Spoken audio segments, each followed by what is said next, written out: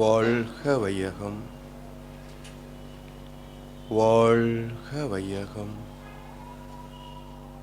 வாழ்க வளமுடன். குரு வாழ்க, குருவே துணை. சிந்தையை அடக்கியே சும்மா இருக்கின்ற சீர் அறிய செய்த குருவே, அந்த நிலைதனில் அறிவு அசைவற்று இருக்க பெரும் ஆனந்தம் பொங்குதங்கே. இந்த பெரும் உலகமிசை எடுத்த பல பிறவைகளின் இறுதி பயனாகிய சந்ததமும் என்னை மறவாத சாந்த வாழ்வழித்தோய் என் சந்தோஷ செய்தி இதுவே. வாழ்க வளமுடன், வாழ்க வளமுடன், வாழ்க வையகம். சான்றோர் பெருமக்களே, மனிதனின் மறுபக்கம் வேதத்திரிய சாரல் தொடர் நிகழ்விலே இன்றைய தினம் சூரசம்ஹாரம் என்ற புராண கதையை சார்ந்த ஒரு தலைப்புக்கு தத்துவார்த்தமான விளக்கத்தை சிந்திக்க இருக்கின்றோம்.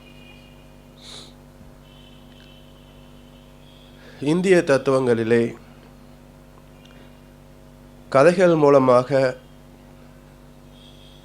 நடந்த அல்லது கற்பனையால் புனையப்பட்ட சில சம்பவங்கள் மூலமாக பல வாழ்க்கை தத்துவங்களை நமக்கு வெளிப்படுத்தியிருக்கின்றார்கள். அதனுடைய உள் அர்த்தம் தத்துவார்த்தம் சொல்லுவார்கள். அந்த ரகசியார்த்தத்தை தெளிவாக எடுத்து விளக்கி சொல்லக்கூடிய சிறப்பை ஆற்றலை பெறுவதற்கு மனிதன் தவம் செய்தாக வேண்டும். தவம் செய்து மனதை நுண்ணிய நிலைக்கு கொண்டு வந்து அந்த நிலையிலே அறிவில் தானாக எழுகின்ற இயற்கை உண்மைகளும் சிந்திக்கும் போது வெளிப்படுகின்ற ரகசியங்களும் அது அனைத்து தத்துவங்களையும் நமக்கு உள்ளார்த்தமாக வெளிப்படுத்தும். மகான்களின் அறிவு நிலையை தொடாத வரைக்கும் எந்த அறிவு நிலையில இருந்து மைனிட் ஃப்ரீக்குவன்சி இந்த வாழ்க்கை நெறிகளை வகுத்து தந்தார்களோ அதே அலைச்சூழலுக்கு நம்முடைய மனம் இணையவில்லை என்றால் அந்த கருத்துக்களை உள்ளது உள்ளவாறு புரிந்து கொள்ளுதல் கடினம். சமுதாயத்தில் தியான பயிற்சி என்பதே பொதுவாக முக்கியத்துவம் கொடுக்கப்படுவது இல்லை. அதே சமயத்தில் ஆன்மீகத்தில் தலைமை ஏற்கக்கூடிய தேவையும் சில கட்டாய சூழ்நிலைகள் அமைகின்ற போது அதை படித்து தான் எவ்வாறு புரிந்து கொண்டார்களோ அதையே மக்களுக்கு விளக்கி சொல்கின்ற போது அதில் மறைந்துள்ள இரகசியார்த்தங்கள் வெளிப்படுவதற்கு வாய்ப்பு இல்லாது அதனுடைய பொதுவான அர்த்தம் மட்டுமே அதற்கு இவர்களுக்கு கிடைக்குமே தவிர உள்ளார்த்தங்கள் கிடைப்பது இல்லை. இதன் விளைவாக பெருகி கொண்டிருப்பது தான் தேவையற்ற சடங்குகளும் சம்பிரதாயங்களுமே தவிர நாம் செய்கின்ற சம்பிரதாயத்திற்கும் உண்மையான தத்துவார்த்தத்துக்கும் சம்பந்தமே இருக்காது.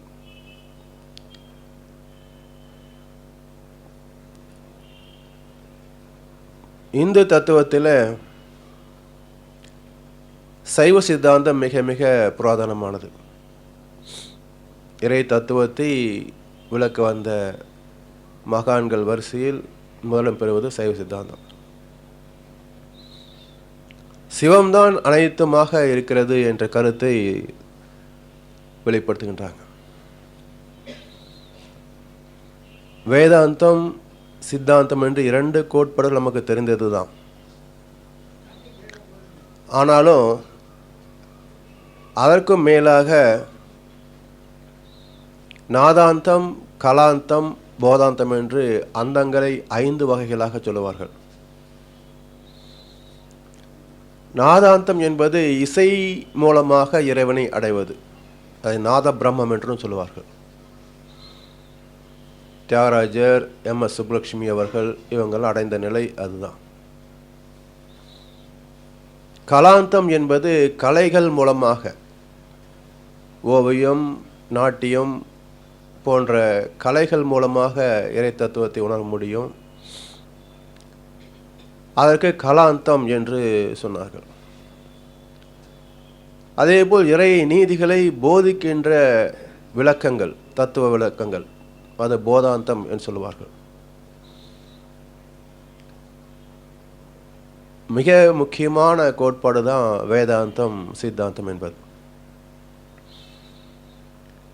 தெளிவாக தெரிந்தாலே சித்தாந்தம், அது தெரியாமல் போனாலே வேதாந்தம்.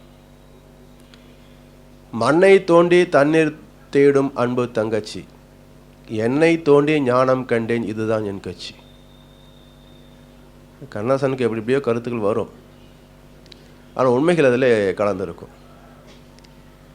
தெளிவாக தெரிந்தாலே சித்தாந்தம். ஏன்னா சித் என்பது உயிர். இந்த உயிர் இயக்கத்தை தெளிவாக உணர்ந்து கொள்கின்ற போது அனைத்து இயக்கங்களுக்கும் ஒரு ஆற்றல் அடிப்படை, அந்த ஆற்றல் மூலமானது இறைநிலை என்று, அனைத்து இயக்கங்களுக்கும் மூலமானது இறைநிலையே என்று அந்த முடிவை உணர்கின்ற போது சித்துக்கு அந்தமாக சிவனை கண்டவர்கள் சித்தாந்திகள். வேதம் என்பது மறைபொருள் என்ற ஒரு பொருள் உண்டு. அனைத்து இயக்கங்களிலும் மாற்றம் ஏற்படுவதும் அந்த இயக்கத்தினுடைய சிறப்பாக சொல்லப்படுவதுண்டு. ஆனால் இயக்கத்திற்கு மூலம் என்ன என்று புரிந்து கொள்வதும் தேடுவதும் கொஞ்சம் கடினம் என்பதனால் வேதத்துக்கு அந்தமாக இறைநிலை உணர்வது கொஞ்சம் சிரமம். அது முழுக்க முழுக்க மறை பொருட்களை மையமாக கொண்டது. ஏன்னா சித் என்பது இயக்கம், சித்துக்கு மூலமாகிய இருப்பு என்பது மூலம். ஆனால் சித்தத்தை அறிந்தாலும் மூலத்தை அறிவது கொஞ்சம் கடினமான வேலை. ஆல்ஃபா ஃப்ரீக்குவன்சியில் இயக்கத்தை அறியலாம், டெல்டா ஃப்ரீக்குவன்சியில் தான் இருப்பை அறிய முடியும். அப்போ வேகம் அற்ற நிலையே வேதம். அதனால் அதை அறிவது கொஞ்சம் சிரமம் என்பதனால அது தெரியாமல் போனாலே வேதாந்தம். இப்போ சித் என்ற இயக்கம் மறைந்து அந்த இயக்கத்திற்கு மூலமாக இருப்பை அறிந்து லயிக்கின்ற போது அதுவே வேதாந்தமாக மாறுகின்றது. எந்த வகையில் போனாலும் அந்தம் என்ற வார்த்தை பொதுவாக போச்சு பாருங்க. 5 வகையிலையும் அந்தம் என்று சொல்லப்படும். அந்தம் என்ற முடிவு என்று பொருள். எது முடிவானது, எது துவக்கமானதோ அதுவே முடிவானது. வாளறிவன் என்று சொல்லுவார்கள். கோவிலெல்லாம் நுனி வாழை வாய்க்குள் வச்சிருக்க மாதிரி ஒரு பாம்பு சிற்பம் செதுக்கியிருப்பாங்க. இந்த நாகப்பாம்பு கூட வங்கில் இருக்கும்போது முதல்ல உள்ளே போனாலும் பிறகு வாளை முழுவதும் உள்ளே இழுத்து சுருட்டி கொண்டு தலையை தான் முன்பகுதி வச்சுருக்குமா, தலை பக்கத்தில் வால் இருக்குமா. இப்படி தலைப்பகுதி தன் வாளையும் அறிந்த நிலை, வால் என்பது நுனி இல்லையா, முடிவு, தன் முடிவையும் அறிந்த நிலையில் வருகின்ற போது அதுக்கு வாள் அறிவன் என்று சொல்கின்றார். இந்த வார்த்தை தமிழில் பயன்படுத்திய மகான் வலுப்பெருந்தகை. கற்றதனால் ஆய பயன் என்கொள், வாளறிவன் அற்றால் தொழார் எனின். அப்போ எது ஆதியாக இருக்கிறதோ அதுவே தான் அந்தமாக முடிகிறது என்பதை அறிகின்ற போது தான் கல்வி முழுமை பெறுகிறது என்ற கருத்தை வெளிப்படுத்துகின்றார். அதை உணர்ந்து கொண்டு அதை வாழ்க்கையில் பின்பற்றவில்லை என்றால் அந்த கல்வியினால் பெற்ற அறிவுக்கு என்ன பயன் என்ற ஒரு கேள்வியை எழுப்புகின்றார். இந்த இறை தத்துவத்திலிருந்து, சிவத்திலிருந்து சக்தி பிறந்தது என்ற கருத்தை கொடுத்தாங்க. சிவம் இல்லையே சக்தி இல்லை சக்தி இல்லையேல் சிவம் இல்லை என்று அருமையான ஒரு வசனம் எதில் வந்துச்சுங்க? திருவிளையாடல் சினிமாவில் வந்தது. உண்மையை பார்த்தாலும் சிவம் என்ற இருப்பிலிருந்து எழுச்சி பெற்ற இயக்கமே சக்தி என்ற துகள். போன வகுப்பு பரமரகசியத்திலே பார்த்தோம். இறைநிலையே நொறுங்கி துகளாகின்ற போது அது இயக்கத்திற்கு வருகிற சுழல் இயக்கமாக மாறுகின்றது என்று. அப்போ இயக்கத்திற்கு என்ன வேணும்? சக்தி தேவையாக இருக்கும். சக்தி எங்கேருந்து கொடுக்கப்படுகிறது என்றால் இருப்பில் இருந்து தான் சக்தி வருகிறது. அணு கருவில் எதிர்த்து எலக்ட்ரான்கள் வலம் வந்தாலும் எலக்ட்ரான்கள் வலம் வருவதற்கான சக்தி அணு கருவிலிருந்தே கிடைக்கிறது என்று டாக்டர் அப்துல் கலாம் அவருடைய புத்தகத்தில் விளக்குகிறார். அதனால் இருப்பில் இருந்தே இயக்கம் தோன்றியது, சிவத்தில் இருந்து சக்தி பிறந்தது என்று சொன்னார்கள். பிறந்த சக்தி தொடர்ந்து இயங்கிக் கொண்டே இருக்கிற பொழுது இருப்பும் அதோடு கலக்கிற போது இந்த பிரபஞ்சம் முழுவதுமே இருப்பும் இயக்கம் கலந்த வெளி என்பதனால் விஞ்ஞானம் அது என்ன சொல்லுது?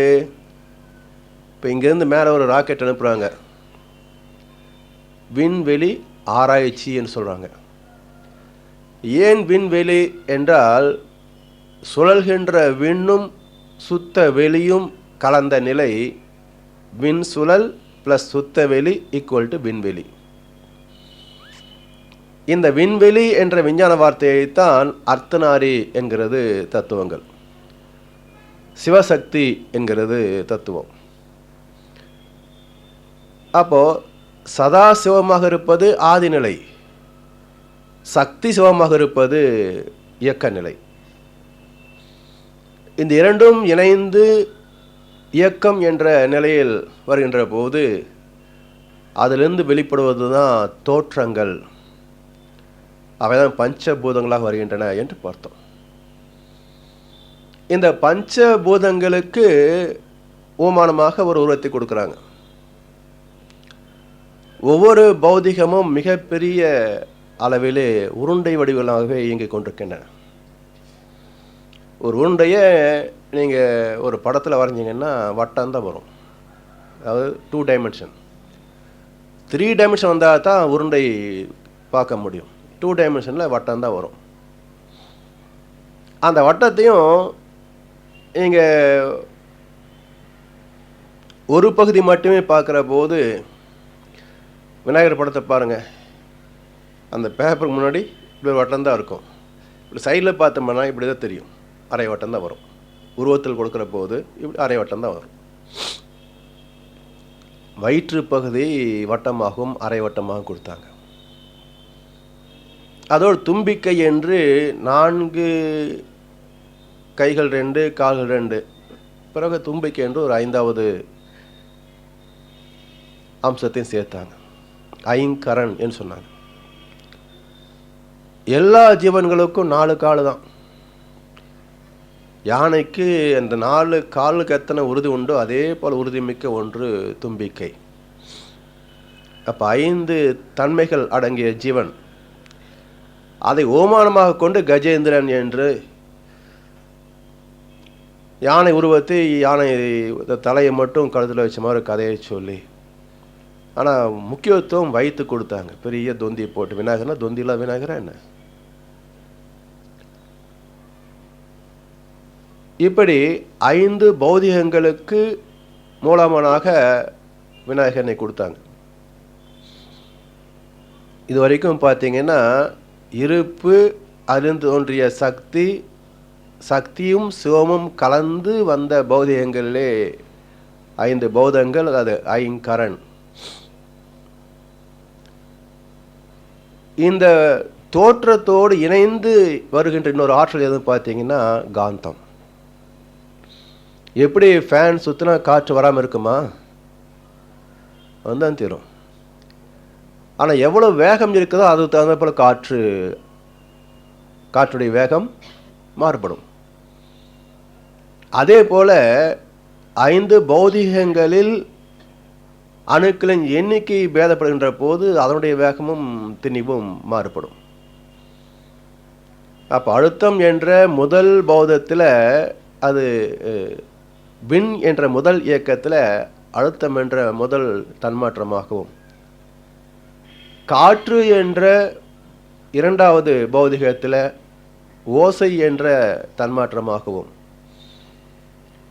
அடுத்து நெருப்பு என்ற பௌதிகத்தில் வெப்பமாகவும் வெளிச்சமாகவும் அடைகின்ற தன்மாற்றமாகவும், அடுத்து திரவ பொருட்களிலே ரசாயனம் சுவை என்ற தன்மாற்றமாகவும், கெட்டி பொருட்களிலே மண் என்ற வாசனை தன்மாற்றமாகவும், இந்த பஞ்ச தன் மாத்திரைகள் பஞ்ச பூதங்களிலே இருக்கின்ற காந்த அலைகள் தன்மாற்றம் அடைகின்ற போது அதனுடைய உள் அடங்கியிருக்கின்ற தன்மை அடைகின்ற மாற்றம் தன்மாற்றம். ஒரு இயக்கத்தில் எத்தனை அணுக்கள் இருக்கிறதோ அவருடைய தன்மை அடைகின்ற மாற்றமே தன்மாற்றம். அது அழுத்தம், ஒளி, ஒளி, சுவை, மனம் என்ற 5 தன்மாற்றங்களாக வெளிப்பட்டன. அதோடு ஜீவன்களிலே உணர்கின்ற சிறப்போடு மன இயக்கமாகவும் செயல்படுகிறது. ஸோ பஞ்சபூதங்களிலே பஞ்ச தன்மாத்திரைகள், அதை தாண்டி உயிரினம் வருது இல்லைங்களா ஜீவன்கள். அப்போ ஜீவன்கள் என்ன ஆகுது? உணர்கின்ற சிறப்பை பெறுகின்ற சென்சிங் ஃபேக்கல்ட்டி. அப்போ எதையும் உணர்கின்ற திறம் பெறுகின்ற போது அதுக்கு மனம் என்று ஒரு சிறப்பை கொடுத்தோம், பகுத்து அறிவு என்று ஒரு சிறப்பை கொடுத்தோம். இப்போ 6வது நிலை, 5 பௌதிகத்தை தாண்டி 6வது நிலையாக மன இயக்கமாக வருவதும் அதே காந்தலைகள் தான். அப்போ இந்த 6 தன்மாற்றங்களை குறிப்பிடுவதற்கு அதே சிவத்துக்கு பிறந்த இன்னொரு குழந்தை முருகன் 6 முக கடவுள் என்று கொடுத்தாங்க. இதை ஔவையார் சொல்வார், 7 மைல் ஏறி விளையாட முகம் ஒன்றே, ஈசனுடன் ஞானமொழி பேசும் முகம் ஒன்றே, கூறும் அடியார் முகம் ஒரு விமர்சியா. கடைசியில் முடிக்கிறாரு, 6 முகம் ஆன பொருள் நீ அருள வேண்டும், ஆதி அருணாச்சலம் அமர்ந்த பெருமாளை. முருகன்கிட்ட கேட்கல, யார்கிட்ட கேட்குறாங்க? பெத்தவங்கிட்ட கேட்குறாரு. 6 முகம் ஆன பொருள் நீ தான் சொல்லணும், ஆதி அருணாச்சலம் அமர்ந்த பெருமாளே. அப்போ ஆதி நிலையாக இருந்த சிவத்திலிருந்து இந்த 6 தன்மாற்றங்கள் எப்படி வந்தது என்பதை அறிகின்ற சிறப்பு உடையதற்கு அறிவு என்று பேர். அந்த அறிவோ ஆதி நிலையிலேயே அமைந்திருக்கிறது. அப்போ சிவத்திலேயே சக்தியும் இருக்கிறது, அறிவும் இருக்கிறது. இறைநிலைக்கு பேராற்றலும் பேரறிவும் உள்ளது. அப்போ ஆற்றல் தோற்றங்களாக பௌதிகங்களாக ஜீவன்களாக மலர்ச்சி பெற்றன. அறிவு அந்த தோற்றங்களுக்குள் ஒரு இயக்க சீர்மையாக மட்டும் அல்லாது ஜீவன்களிலே உணர்கின்ற மனமாகவும் செயல்படுகின்றது. அப்போ இதை எப்படி புரிந்து கொள்ள முடியும் என்றால் அறிவின் மூலமாகத்தான் புரிந்து கொள்ள முடியும், அறிவாக இருக்கின்ற தெய்வத்தின் மூலமாகத்தான் புரிந்து கொள்ள முடியும் என்று ஆதி அருணாச்சலம் அமைந்த பெருமாளை என்று இறைவனை கேட்கிறார். அப்போ என்னாச்சு? சிவத்தை ஆண்மை ஆண் என்றும், சக்தியை பெண்மை பெண் என்றும், இந்த ஆணுக்கும் பெண்ணுக்கும் உள்ள குடும்ப வாழ்க்கையில் பிறந்த குழந்தை முதல் குழந்தை கணபதி என்றும், அடுத்த குழந்தை முருகன் என்றும் ஒரு குடும்பத்தை ஏற்படுத்தினாங்க. பிறகு பிரம்மா விஷ்ணு இதெல்லாம் தோற்றம் வருகின்றது. இப்படி ஒவ்வொரு புராண கதைகளையும் சில உண்மைகளை அடக்கி கொண்டு வரப்போது முக்கியமான ஒரு கோட்பாட்டை வெளிப்படுத்துகிறாங்க. ஒரு நாள் பிரம்மாவிடத்தில் முருகன் கேட்குறான், பிரணவ மந்திரத்துக்கு என்ன பொருள்? பிரம்மா மறந்து போச்சேங்கிறார். பிரணவத்துக்கு அர்த்தம் தெரியாமலேயே நீங்கள் படைக்கிறீங்களா? அடுத்த கேள்வி கேட்டார். பிரம்மா தலையை தொங்க போட்டுக்கிட்டார். என்ன பதில் சொல்ல? செஞ்சது தப்பு, என்ன நியாயத்தை சொல்ல முடியும்? நாமளும் வேற ஒரு நியாயத்தை கற்பிப்போம். அவர் ஒன்றும் சொல்ல. சரி வாங்கன்னு கூட்டிகிட்டு போய் ஜெயிலில் போட்டார். செய்தி போகும் இல்லையா அப்பாவுக்கு, முருகன் எப்படி பண்ணிட்டான் அப்படின்னு. சிவன் முருகனை கூப்பிட்டு ஏது மாதிரி பண்ணிட்டிய அப்படின்னு கேட்குறாரு. முருகன் சொல்கிறார், நான் பிரணவத்துக்கு அர்த்தம் கேட்டேன், தெரியாதுன்ட்டார். பிரணவத்துக்கு பொருள் தெரியாமல் உயிர்களை படைப்பது தவறல்லவா? அதனால் அவரை படைக்க வேண்டாம் என்று சொல்லி சிறையில் தள்ளிவிட்டேன்னார். அவர் படைக்கலைன்னு சொன்னால் இயக்கம் நின்று போயிடுமேப்பான்னார். தவறானதை படைக்கிறதை விட இயக்கம் நின்று போகிறது நல்லது தான்ட்டான். அதாவது திருவாத்தனை பேத்துட்டு அவஸ்தைப்படுறதை விட நம்ம சொல்கிறோம் இல்லையா, உங்களை பெற்றதுக்கு பெற்றாமல் இருந்துக்கலாமாடா சொல்கிறோம் இல்லை. அது மாதிரி முருகன் சொல்கிறான், இது மாதிரி பேத்து விட்றது தவிர பேசாமல் இருக்கிறது நல்லது தான் அப்படின்ட்டான். சிவன் கேட்டார், அம்மா பிரணவத்துக்கு என்ன பொருள்? உங்களுக்கும் தெரியாதா? எனக்கும் தெரியாதுப்பா. இப்போ என்ன செய்திருக்கணும்? அடுத்த செல்லில் போட்டிருக்கணும்.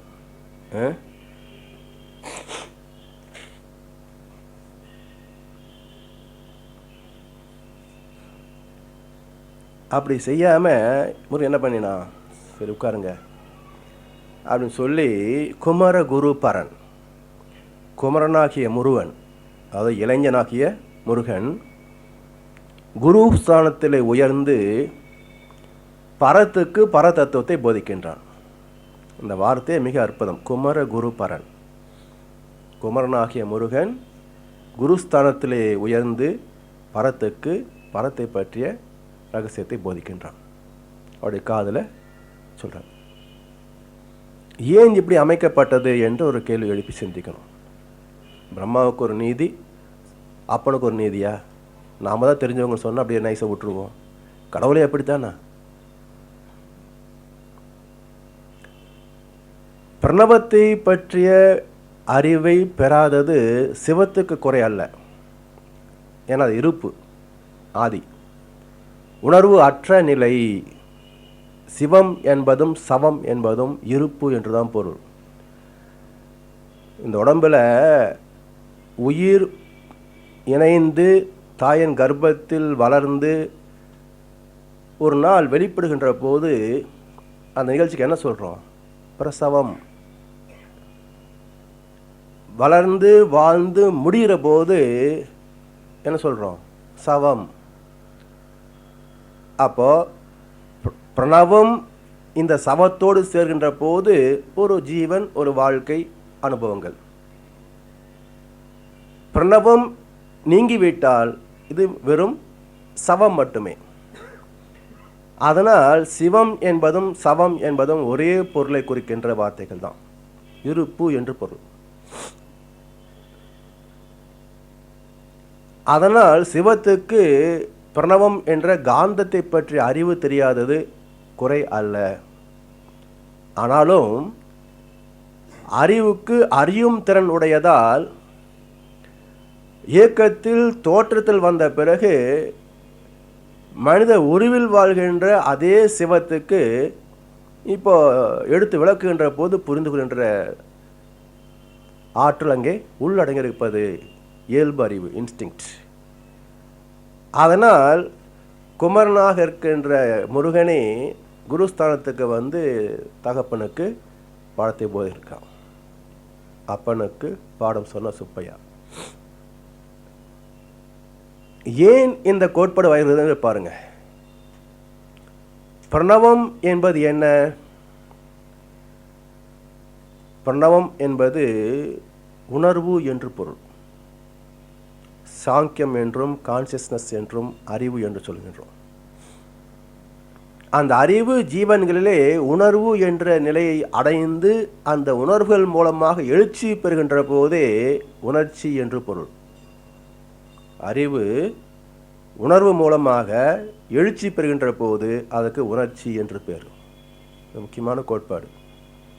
அறிவு உணர்வின் மூலமாக எழுச்சி பெறுகின்ற போது அதற்கு உணர்ச்சி என்று பேர்.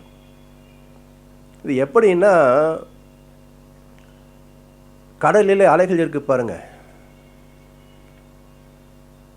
அலையில் என்ன இருக்கு? அலைக்குள்ள என்ன இருக்குங்க? தண்ணி தான். கடல்ல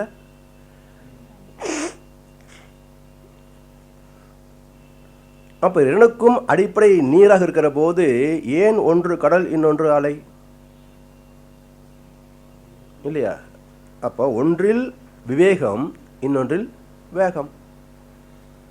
அலை அலையாய் இயங்கும் மனதின் அடித்தளமே நிலைப்பொருள். அது தெய்வம் கடல் போன்று, அலை போன்றதே மனம். நிலை பொருளாம் இருப்பு சிவம் நித்தியம் என்று ஓதிடும். நெடுவெளி உனது அறிவாகும், உனது அலையே மனம். கலை உணர்வால் மெய் பொருளாம் கண் காண ஒன்றினை, கண் காது மூக்கு முகம் குணம் உருவம் புகுத்தியே சிலை வடிவில் காட்டி சொன்ன கதைகளில் மயங்கினாம். சிக்கியுள்ள வரை உண்மை நிலை விளங்காது உணர்வோம். தெளிவான சித்தாந்தம் மார்க்ஸ் கொடுக்குறாங்க. இப்படி அந்த கடல் என்றாலும் அலை என்றாலும் நீர்தான் உட்பொருள் அடிப்படை.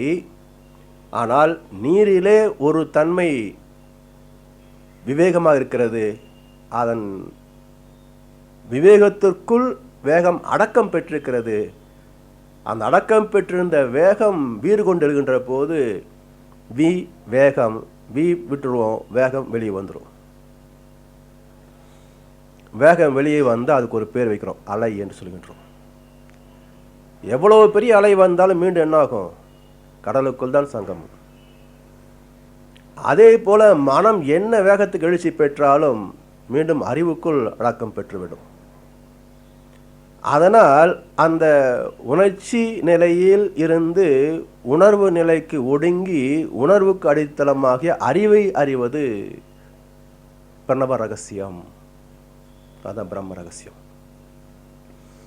இந்த பிரணவத்தை உணர்ந்து கொண்டு காந்தத்தன்மையின் மதிப்பை புரிந்து கொண்டு அதிலிருந்து ஜீவன்களை உருவாக்குகின்ற பணியை செய்ய வேண்டும்.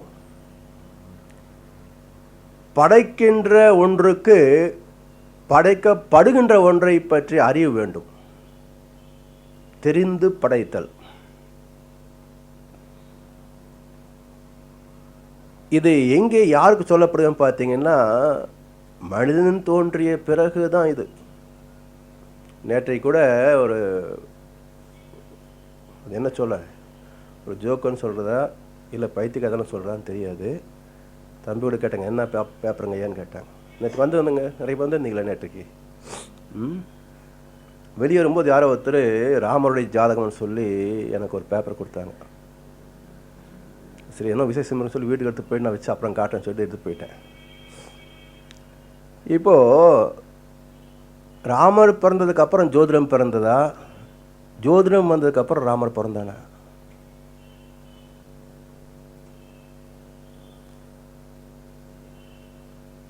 எது முன்ன இருக்கும்?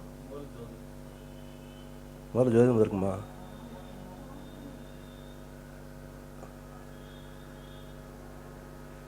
சரி விடுங்க, அதுக்கு சர்ச்சை எதுக்கு? அதனால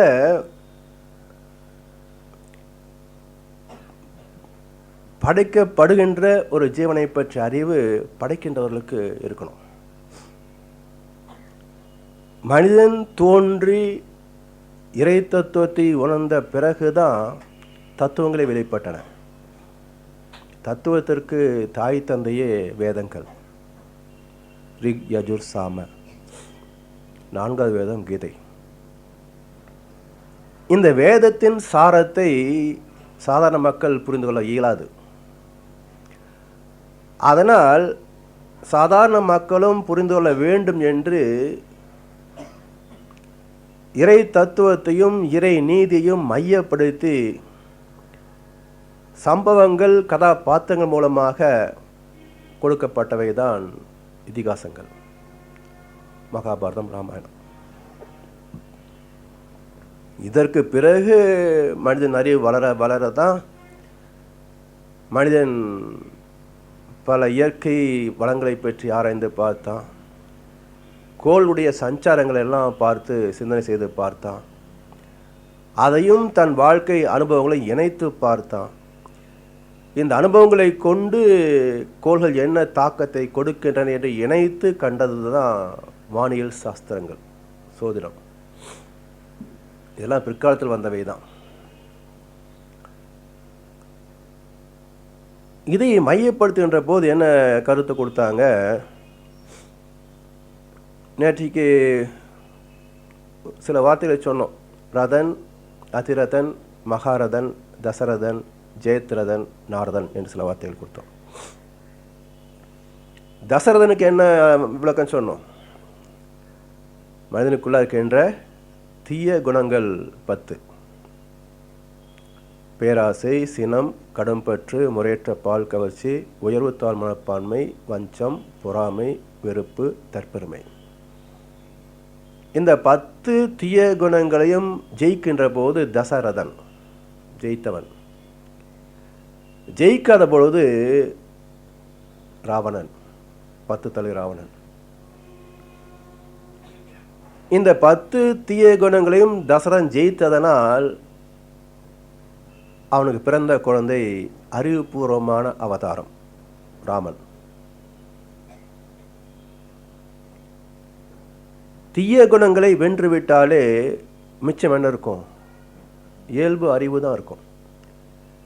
அந்த அறிவுபூர்வமாக கரு உருவாகின்ற போது பிறக்கின்ற குழந்தை அவதார புருஷனாகத்தான் இருக்கும், அறிவுள்ள குழந்தைகளாக இருக்கும். அது எந்த சூழ்நிலையிலையும் தர்மத்தை விட்டு விலகாது. அதற்கு ஒரு அற்புதமான குறிப்பை கொடுத்தாங்க.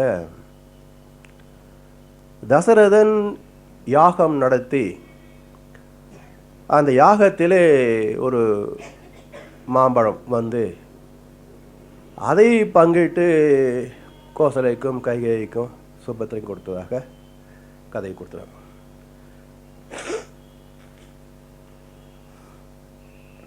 நான்கு குழந்தைகளுமே அற்புதமான குழந்தைகள் தானே. இதே அந்த பக்கம் பார்த்தீங்கன்னா ராவணன் பக்கத்தில் அங்கேயும் 4 குழந்தைகள் பிறந்தது ஒரு அந்தன முனிவனுக்கு. ஆனால் அவன் சேர்ந்ததோ அரக்கியோட. முனிவன் அந்தணன், சேர்ந்தது அரக்கி. இங்கே அப்படியே இல்லை. இங்கே கோசலையோடவோ கைகையோடவோ இணைந்ததாக இங்கே குறிப்பை கிடையாது. அமானுஷ்யமாக பிறந்த குழந்தைகளாகவே காட்டிட்டாங்க. மாம்பழம் சாப்பிட்டா குழந்தை பிறக்கும் என்று யாராவது நம்புவாங்களா? விஞ்ஞானம் ஏற்றுக்கொள்ளுமா? எந்த விஞ்ஞானியாவது மாம்பழம் சாப்பிட்டு குழந்தை பிறந்து சொன்னீங்கன்னா நம்மளை மாதிரியை பார்ப்பாங்களே தவிர ஏற்றுக்கொள்ள மாட்டாங்க. அதே மாம்பழம் இங்கே வருது. சைவ சித்தாந்தத்தில் ஒரு நாள் நாரதர் ஒரு மாம்பழம் கொண்டு வர்றாரு. இது ஞானப்பழம், இது தகுதி உள்ளவருக்கே இது கிடைக்கணும் என்று சொல்லி ஒரு ஒரு என்ன சொல்லுவோம், ஒரு கண்டிஷன், ஒரு நிபந்தனை வைக்கிறார். இப்போ சிவன் சொல்கிறார், இப்போ தகுதி உள்ளவங்க சொல்லிட்டேன், அப்போ 2 குழந்தைகள் யாருக்கு தகுதி இருக்குதோ அவங்க எடுத்துக்கிட்டோம் என்று சொல்லி அதுக்கு ஒரு போட்டியும் வச்சார். அந்த போட்டியும் இப்போ அருமையாக எழுதியிருக்கிறாங்க. உடனே முருகன் மயில் வாகனத்தில் பறந்து போகவும் விநாயகன் என்ன பண்ணார்? ஒரு கேள்வி எழுப்பினார். உலகம் எதனால் வந்தது? தாய் தந்தை தான் உலகம். அப்போ தாய் தந்தை சுற்றி வந்தால் உலகத்தை சுற்றியாகத்தான் அர்த்தம். சுற்றி வந்தால் பழத்தை வாங்கிட்டார். திரும்ப அந்த முருகனுக்கு வந்ததே கோபம். போய் உட்காந்துட்டார் பழனி மலையில். அங்கே அவையார் வராரு, உனக்கு எதுக்கு முருகா பழம்? அது ஞானப்பழம். நீயே ஒரு ஞானப்பழம், உனக்கு இன்னொரு பழம் தேவையா? பழம் நீயப்பா, ஞான பழம் நீயப்பா. அந்த விநாயகன் இருக்கானே அவன் ஜடம், பஞ்சபூதத்துக்கு அதிபதி, காந்தத்தை தெரியாத அறியாது. அதனால் பஞ்சபூதமாக ஜடமாக இருப்பவனுக்குத்தான் ஞானம் வேண்டுமே தவிர ஏற்கனவே காந்தமாக இருப்பவனுக்கு, காந்தத்தை அறிந்தவனுக்கு தேவையில்லை. அதனால் நீ ஏற்கனவே ஞானம் பெற்றவன், உனக்கு அது தேவையில்லை என்று கருத்து சொன்னாங்க. சித்தர் ஒரு கவி சொல்றாரு, மாங்காய் பால் உண்டு மலை மீது இருப்போருக்கு தேங்காய் பால் எதுக்கு கொதம்பாய். இங்க ஒரு மாங்காய் சொல்றார். இப்படி 3 இடத்திலேயும் ஒரு மாம்பழத்தை ஏன் மையப்படுத்துறாங்க என்று பார்க்கணும். இப்போ விஞ்ஞானம் சொல்லுகிறது, நம்முடைய தலையில பினில் கிளாண்ட், உச்சகட்ட சுரப்பி, அதை துரிய சக்கரம் சொல்லுவாங்க. இந்த பீனில் சுரப்பிலிருந்து வரக்கூடிய திரவங்கள் மெலட்டோனின், செரட்டோனின். இது நம்முடைய மூளை செல்களையும் உடல் ஆரோக்கியத்தை மட்டும் அல்ல, சிந்தனையிலே மேன்மைப்படுத்த வல்லவை என்றெல்லாம் கண்டுக்கிறாங்க. அந்த பினில் கிளாண்டுடைய அமைப்பு என்ன என்று விஞ்ஞானி சொல்கிறாங்க. அது சின்னதாக ஒரு பட்டாணி சைஸில் தான் இருக்கும். அதோடைய அமைப்பு மாங்காயை போல் இருக்கும். பீனில் சுரப்பினுடைய அமைப்பு சின்ன அளவிலே ஒரு மாங்காயுடைய உருவத்தில் இருக்கும். இப்போ என்ன சொன்னாங்க புரியுதா? ஒரு குழந்தையை பெறுகின்ற பொழுதும், குழந்தை வளர்ந்து வருகின்ற போதும் இந்த ஞானத்தை பெற்றாக வேண்டும். இந்த ஞானத்தை பெறவில்லை என்றால்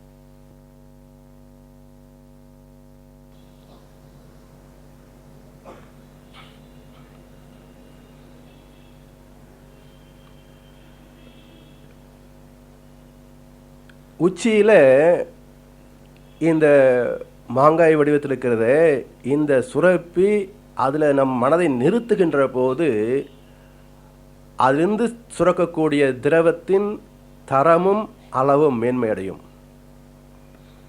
அதனால் உடல் ஆரோக்கியமும் மன நிறைவும் அறிவின் தெளிவும் உருவாகும். சித்தர்கள் என்ன சொல்கிறாங்க, அந்த இடத்துல மனதை வச்சோம் அப்படின்னா அது ஆல்ஃபா ஃப்ரீக்குவன்சியில் நுணுகிய நிலை. அதாவது 13 முதல் 8 வரைக்கும் உள்ளது ஆல்ஃபா ஃப்ரீக்குவன்சி. துரியத்தில் நிலைக்கின்ற போது 8இல் அது நிலைத்துவிடும். சலனமில்லாத இயக்கம். 8இல் நிற்கிற போது அது மனம் என்ற இயக்கத்தை தாண்டி உணர்ச்சி என்ற நிலையை தாண்டி உணர்ச்சிக்கு மூலமாகிய உணர்வு என்ற நிலையில் இருக்கும். அந்த உணர்வு நிலையில் நின்று வெளிப்படுவது தான் மனித குழந்தையே. இதை பட்டினத்தார் கூட அருமையான வார்த்தை பயன்படுத்தி இருக்கின்றார். உணர்வு கலங்கி ஒழுகிய விந்து ஊறு சுரோனித மீது கலந்து பனியில் ஒரு பாதி சிறு துளி மாது பண்டியில் வகுந்து புகுந்து திரண்டு பதும அரும்பு கடம்பம் என்று பார்வை மெய் வாய் செவி கால்கைகள் என்று உயிர் வளர் மாதம் 9 ஒன்று நிறைந்து மடந்தை உதிரம் அகன்று புவியில் விழுந்து 9:1:10. அப்போ உணர்வு நிலையில இருந்துதான் கருவை உருவாக்க வேண்டும்.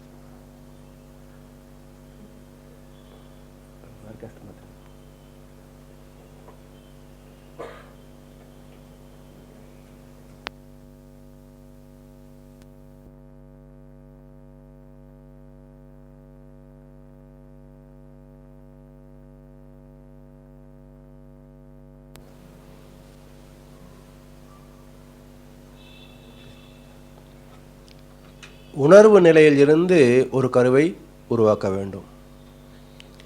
பொதுவாக மனித வாழ்க்கை எடுத்துக்கொண்டீங்கன்னா உணர்ச்சி நிலையில் இருந்தான் கரு உருவாகுமே தவிர